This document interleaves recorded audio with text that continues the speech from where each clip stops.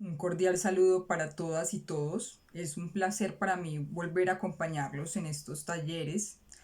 Hoy el video va a ser muy corto, solo una introducción de violencia de género, feminicidio y derecho penal, pero en los próximos días pues tendremos nuestra charla amplia sobre el tema y se abordará pues a fondo todos estos asuntos. Bueno, tenemos que el derecho penal y, bueno, el derecho en general es el resultado de batallas o de logros políticos. Esto de entrada nos va a señalar que todas las construcciones o las creaciones jurídicas pues están mediadas por una visión, por las visiones de los ganadores, ¿sí?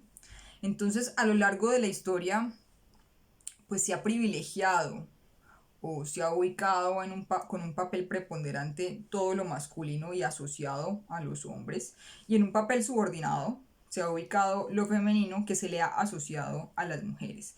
Esto es importante porque las lecturas del derecho, y en especial del derecho penal, van a ser masculinas.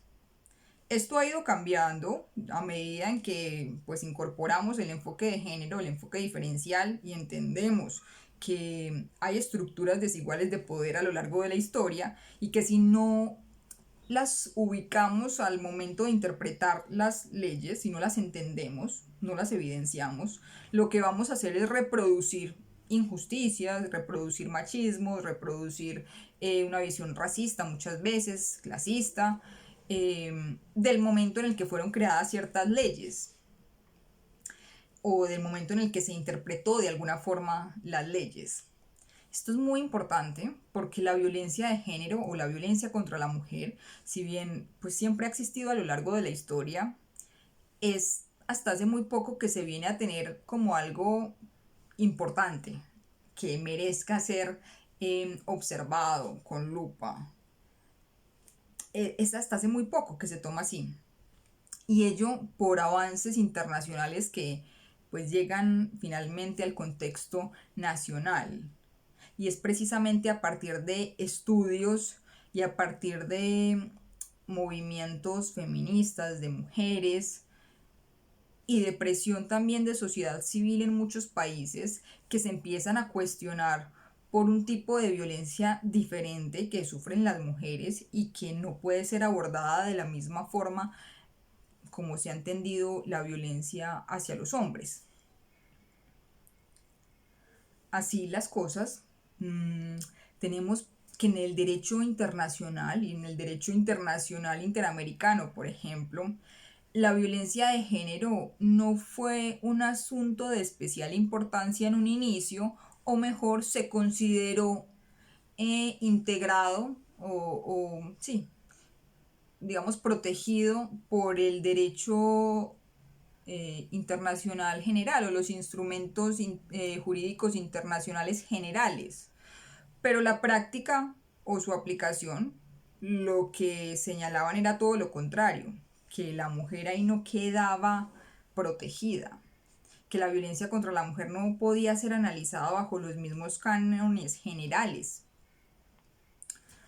A partir de una decisión muy importante que se llama, bueno, se conoce como el campo algodonero. En aquella decisión, la Corte Interamericana de Derechos Humanos lo que hace es condenar al Estado mexicano por el homicidio. En ese tiempo no existía el tipo penal de feminicidio, entonces se condenó por el homicidio por razones de género de dos niñas y una mujer en Ciudad Juárez, y en las que el Estado no había prestado la diligencia requerida para prevenir esas violencias, y además tampoco lo hizo para judicializarlas y para llevar a término y responsabilizar a los perpetradores de estos crímenes. En Ciudad Juárez, esta sentencia es del 2009, la del campo algodonero. Y a ver, el contexto es una violencia contra las mujeres en Ciudad Juárez. Se encontraban desmembrados cuerpos, cadáveres de mujeres con signos de haber sido agredidas sexualmente. En estos casos analizados por la Corte Interamericana de Derechos Humanos, se señaló o se consideró prueba indiciaria a raíz de esos hallazgos en esos cadáveres, y además se concluyó que las razones por las que las autoridades, la policía judicial, por ejemplo, no inició los procedimientos de búsqueda a tiempo y no inició reales acciones para contrarrestar o para hallar a los responsables, fue precisamente por estereotipos, por sesgos. ¿Qué son los estereotipos? Los estereotipos son esos roles que nosotros imponemos por lo que creemos que se debe esperar de alguien. Entonces, por ejemplo, de las mujeres. Un estereotipo es ese rol de madre, un rol de cuidadora. Y a raíz de ahí lo que surgen son prejuicios. Un prejuicio es un juicio de opinión que usted hace sobre alguien que no tiene mucho conocimiento usted sobre esa persona, pero como ya tiene un estereotipo, usted ya tiene una concepción previa de lo que esa persona debería hacer o lo que usted debería esperar de esa persona. No, pues claro, como es una madre, es mujer, yo espero que ella en determinada circunstancia pues tenga más resistencia al dolor, tenga más comprensión, tenga... ¿Sí?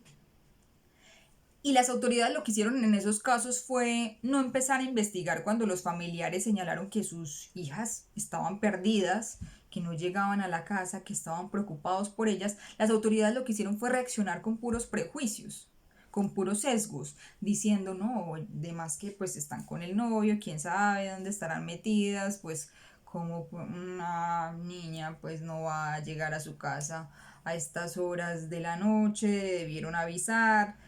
Un montón de sesgos que impidieron que la investigación iniciara. Son muy importantes dos instrumentos jurídicos internacionales para abordar pues este marco de protección o mejor de prevención, de erradicación, de sanción de violencia contra las mujeres. Un instrumento muy importante va a ser la Convención Belén do Pará, y otro va a ser la Convención sobre la eliminación de todas las formas de discriminación contra la mujer, que se conoce como la CEDAW. A partir de estos instrumentos y este caso puntualmente que les menciono, el campo algodonero, que es como la piedra angular en el sistema interamericano de derechos humanos, se va a iniciar toda una jurisprudencia, no solo de la Corte Interamericana, sino también de los tribunales penales internacionales, que van a empezar a considerar la violencia de género y en especial la violencia sexual como asuntos que deben ser tratados de una forma diferente, que deben contar con un enfoque diferencial, porque no estamos frente a una violencia que se pueda estudiar en iguales términos a la violencia que se ejerce contra los hombres.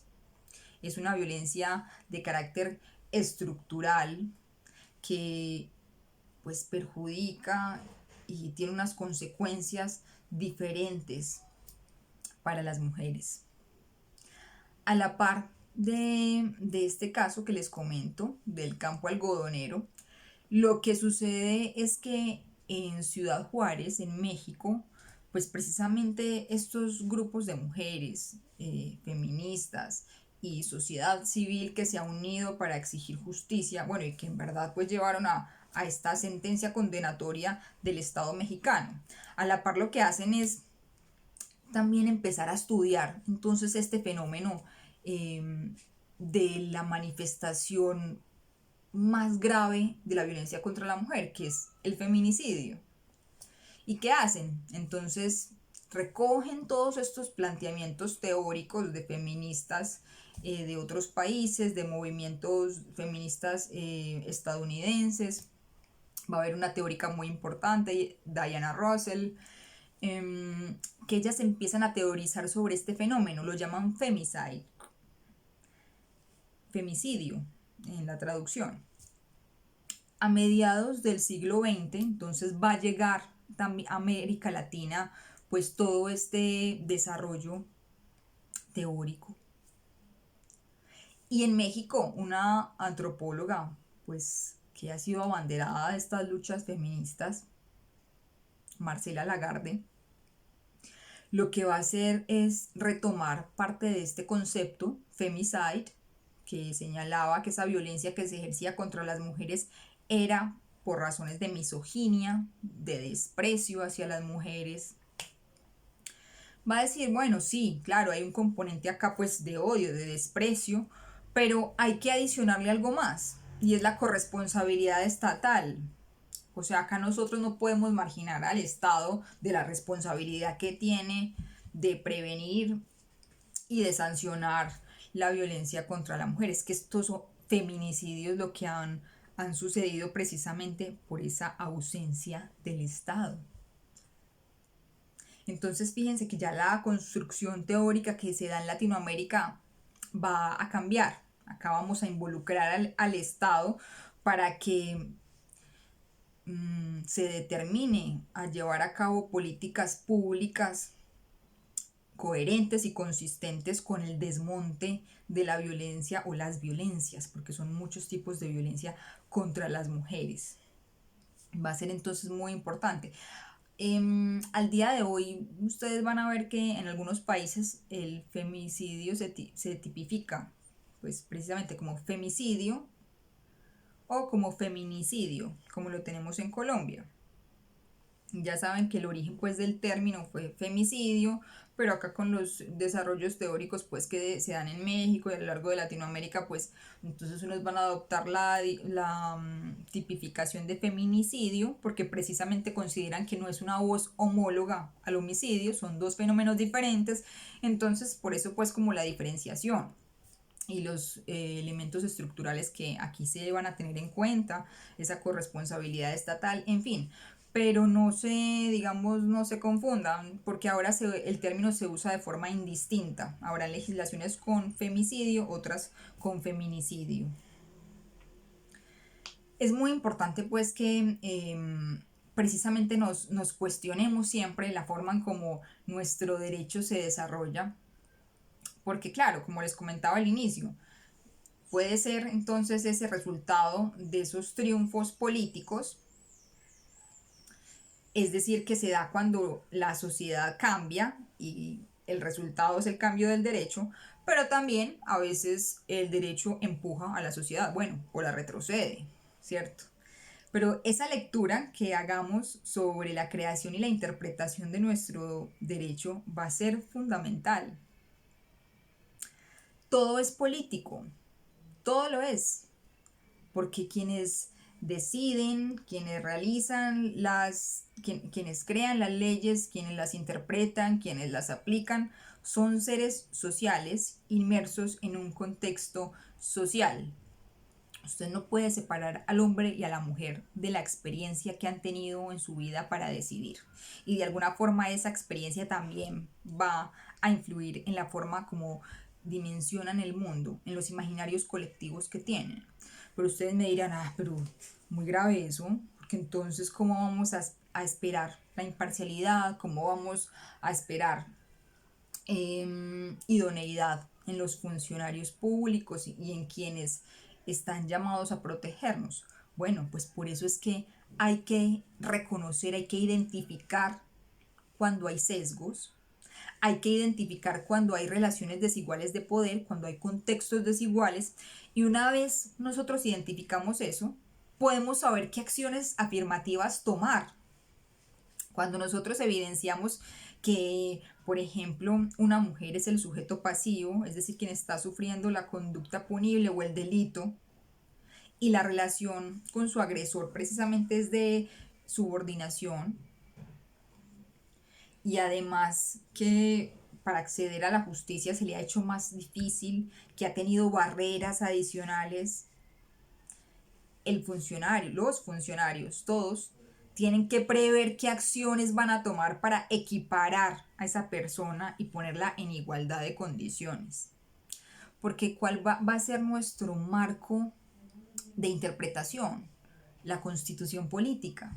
Y la constitución política también es un resultado o un logro de muchísimo tiempo de luchas y de guerras y de sangre en Colombia. Entonces, tenemos que dotar de contenido precisamente esos principios constitucionales, en especial el de la dignidad humana y el de la igualdad y el de la prohibición de no discriminación. Todos somos iguales ante la ley, eso es igualdad formal, pero la igualdad material es cuando realmente en el caso concreto nosotros equiparamos con ciertas acciones, las que determinemos convenientes en esas circunstancias, cuando equiparamos a la persona que está en condición de desigualdad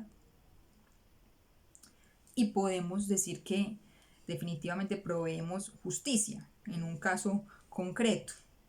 Fíjense que si yo no hago todo ese análisis, si yo no cuestiono el derecho que creo, que aplico, que interpreto, pues se pueden cometer muchísimas injusticias, porque el derecho corresponde a un determinado tiempo y a la visión de algunos.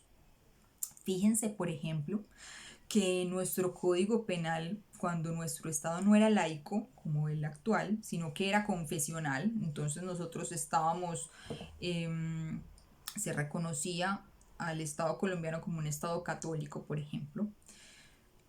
Nuestro código penal y la Biblia era casi pues el mismo texto, porque las figuras o los bienes jurídicos que protegía el código penal estaban en consonancia o al unísono con los pecados establecidos por una moral judeocristiana. Entonces en el código penal lo que se hacía era proteger el honor, el pudor. Llegamos a tener desastrosos tipos penales y circunstancias atenuantes o eximientes de responsabilidad. Por ejemplo, cuando a quien se mataba era una mujer prostituida, o cuando